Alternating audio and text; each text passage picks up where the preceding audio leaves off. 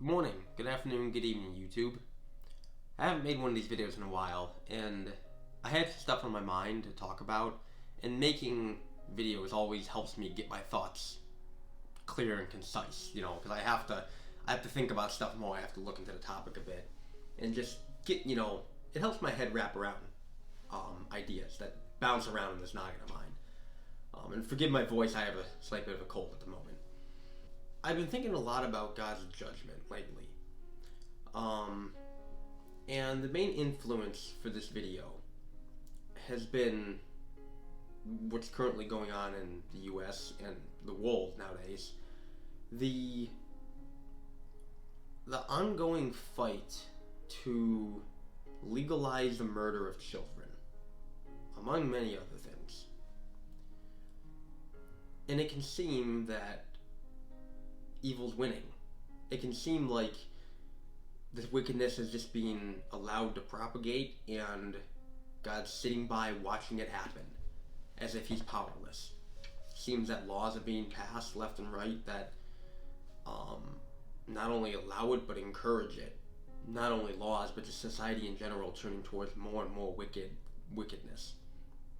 And it can seem like God's staying silent on it. It can seem like God's hand is off the wheel and that he's not in control. Well, that got me thinking about God's judgment a bit, and I read something in the book of Samuel that I'm not saying this is entirely true of what's going on right now in the world, but it was just a thought, and I figured I'd get the thought out there. So, in the book of Samuel, Israel used to be led by the Lord, led by God and his prophets. But then they got to a certain point when they said, we want a king. They were like, they didn't want to be ruled by God anymore. They wanted a king to rule them. They wanted, someone physical they could see. They wanted, someone to have rules, to conquer for them, someone to praise, look towards. They wanted the whole image of a king to worship in a way. They wanted another God. And here Israel goes to Samuel, God's prophet, and they start asking him, hey, we want a king. And, Samuel's like, it says it displeased him. And Samuel prays to the Lord about it. And it's in 1 Samuel chapter 8, verse 7. It says, And the Lord said unto Samuel, Hearken unto the voice of the people, and all that they say unto thee. For they have not rejected thee, but they have rejected me, that I should not reign over them. According to all the works which they have done since the day that I brought them up out of Egypt, even unto this day, whereof they have forsaken me, and served other gods, so do they also unto thee. Now therefore hearken unto their voice. Howbeit yet protest solemnly unto them, and show them the manner of the king that shall reign over them. So God's saying to Samuel, when Samuel was asking God for guidance on what to tell the people, God's saying, they're not against you. They're against me. They're against my laws. They're against my reign, my leadership. They're against God's holiness. And he's saying, give them what they ask for, but show them the problems that are going to come. Show them the absolute rulership, the absolute, dictatorship in a way. I don't know what the word for it is. Show them the terror that's going to come from having a king rule over them. And it goes on to say everything that will happen, how much torment that people are going to go through. And then verse 19 says, Nevertheless, the people refused to obey the voice of Samuel, and they said, Nay, but we will have a king over us. So God gave them a king. God gave them Saul. Even though God knew it was not the best for them. And God knew the torment and the evils that would come from that. I wonder if it's the same way with the current state of affairs in the U.S. and elsewhere. God says, no, you shouldn't act this way. We say, well, what if we just did this a little bit over here? What if we just sinned a little bit? What if we just, allow something like divorce?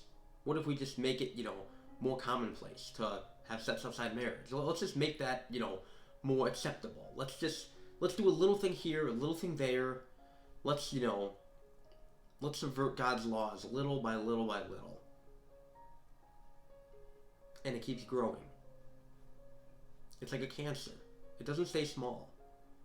It metastasizes, I think the word is. I don't know. I'm not a scientist, biologist, whatever you call it. I'm not that. It gets bigger. It keeps growing. It gets worse. And the little problem turns into a bigger problem. The little sin leads way to a greater sin. And I wonder if God's getting to a point now where he's saying, okay, you want to pretend that murdering children is okay? You want to pretend that I don't see it? Fine, make it legal. Make it legal. And see if it changes my judgment. That kind of leads into my second thing I thought about. God's judgment doesn't depend on our laws for judgment. You see, we might make a law that makes it legal for a judge to pardon someone for a sin, pardon someone for something heinous like that.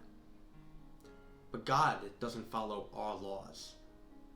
Just because we say it's okay, God does not say it is okay. And God does not look to our law books to judge us. And all that making something legal would do is allow us to dig a bigger hole for ourselves. You see, the laws don't hinder us. They protect us from ourselves. Laws against crime and murder and heinous acts protect us from ourselves. It doesn't change how God views them. Whether we make murder legal or not doesn't change how God views it and judges it. The problem is we restrict God to down here. We restrict God to what is happening here. And when we see something go wrong down here, when we see someone suffer down here from things people have created and designed, we think that God's lost control. But so seldom do we lift our eyes above the level of mundane things. Don't know who that quote's from. My dad says it all the time. He probably stole it from somebody. So seldom do we lift our eyes above the level of mundane things. We don't look high enough. We don't actually comprehend eternity. We don't comprehend the level of God. And we get stuck down here. We get stuck down here looking at laws and looking at suffering and looking at death and looking at, just horrible things that happen to people and that are just people look the other way on and that are made legal and people that are imprisoned for things they never did and just all sorts of things that we see and we just go, where is God? He hasn't moved. He's still on the throne. He's still where he always has been, on his throne. It's, as Jesus said, and I forget exactly where it is. If I remember to do it, I'll pop it up on the screen. Where he says that my kingdom is not of this world. If my kingdom was of this world, then my servants would fight. And this just proves that more. God's kingdom is not of this world. So he's not losing. See, when these laws get made and when stuff seems to go backwards, God's not losing because nothing's getting harmed in his kingdom. His kingdom is not of this world. And it's just, we lose sight of that. So as I just said, so seldom do we lift our eyes above the level of mundane things. Keep your eyes pointing towards heaven. Keep looking towards the truth. Keep looking towards the cross, towards God's forgiveness. Because all these acts that people commit and allow to have happen, they're no worse than us. I'm no better than those people. Things I do, sin is sin. I'm just as unworthy of God's love as they are. And so are you. That's what this is for. To show us that we are unworthy. To show us that Christ is worthy. And it's through him that we have forgiveness. It's through his sacrifice on the cross that we're allowed any redemption at all. So, with that, I'm going to leave you. And Lord willing, I'll see you all later.